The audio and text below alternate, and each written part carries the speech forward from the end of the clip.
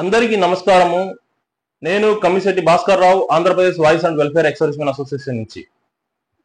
ECHS లో login అవ్వాలంటే కంపల్సరీగా లాగిన్ ఐడి పాస్వర్డ్ కావాలి. లాగిన్ ఐడి తెలుస్తుంది, ఎందుకంటే లాగిన్ ఐడి మనం ఈసీహెచ్ఎస్ లో ఇచ్చినటువంటి మొబైల్ నెంబర్.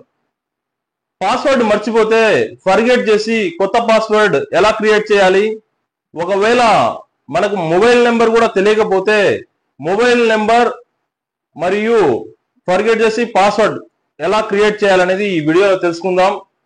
తెలుసుకున్న పోయే ముందు కింద ఉన్న సబ్స్క్రైబ్ బటన్ ను ప్రెస్ చేసి బెల్ ఐకాన్ ని క్లిక్ చేయండి. ఇటువంటి మంచి ఇంట్రెస్టింగ్ వీడియోస్ మరిన్ని పొందండి. పాయింట్లోకి వెళ్తే, అందరి దగ్గర ల్యాప్టాప్స్ కంప్యూటర్స్ ఉండవు కాబట్టి, అందరి దగ్గర మొబైల్ ఉంటాయి కాబట్టి మొబైల్లోనే చేసి చూపించడం జరుగుతుంది. మొబైల్లో గూగుల్ క్లిక్ చేసినప్పుడు సెర్చ్ లో ఈసీహెచ్ఎస్ టైప్ చేయండి. టైప్ చేసి క్లిక్ చేయండి.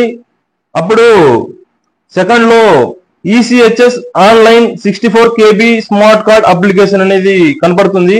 ECHS online 64 KB smart card application click చేసినప్పుడు ఈసీహెచ్ఎస్ వెబ్సైట్ ఓపెన్ అవుతుంది. ఓకే క్లిక్ చేసి ఇక్కడ already registered click to login వస్తుంది. దాన్ని క్లిక్ చేసినప్పుడు లాగిన్ ఐడి అడగడం జరుగుతుంది. లాగిన్ ఐడి మొబైల్ నెంబర్ ఉంటుంది కాబట్టి మొబైల్ నెంబర్ క్లిక్ చేయండి.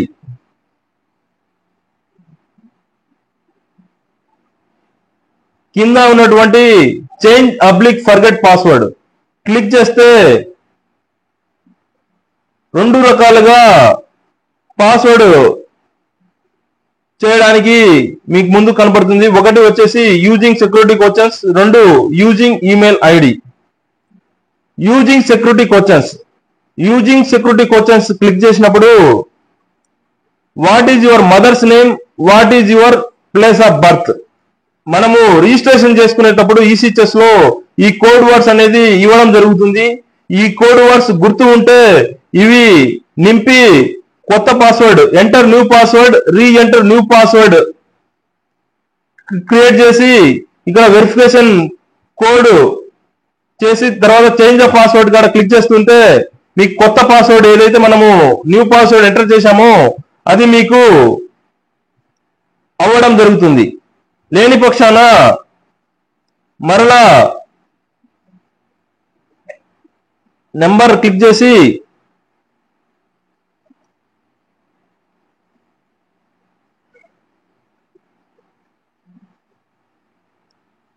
యూజింగ్ ఈమెయిల్ ఐడి క్లిక్ చేసి ఇక్కడ మన ఈమెయిల్ ఐడిని క్లిక్ చేయండి.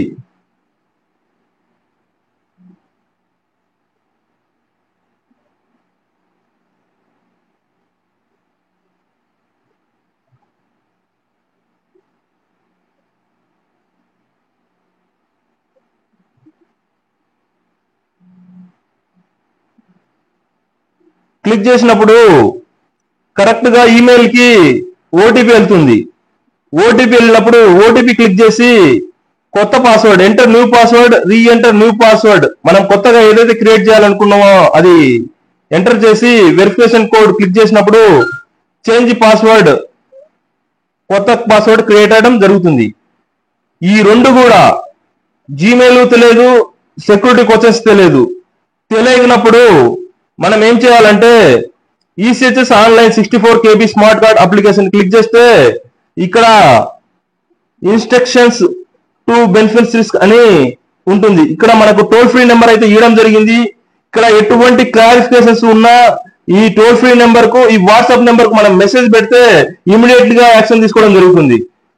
వాట్సాప్ నెంబర్స్ కు army, air force, navy, defence persons army number కానీ, నేవీ నెంబర్ కానీ, ఎయిర్ ఫోర్స్ నెంబర్ ఏదైనా నెంబర్, ర్యాంక్, నేమ్ మనము వాట్సాప్ లో ఎంటర్ చేసి వాట్సాప్ కు సెండ్ చేస్తే అక్కడ ఉన్నట్టు వాళ్ళు ఇమీడియట్లీగా మీకు మొబైల్ నెంబర్ తెలియకపోయినా, మీ సెక్యూరిటీ క్వశ్చన్స్ తెలియకపోయినా వాళ్ళు మొబైల్ నెంబర్, సెక్యూరిటీ క్వశ్చన్స్ పెట్టడం జరుగుతుంది. అప్పుడు మనం ఈజీగా ఫర్గెట్ పాస్వర్డ్ చేయడం జరుగుతుంది.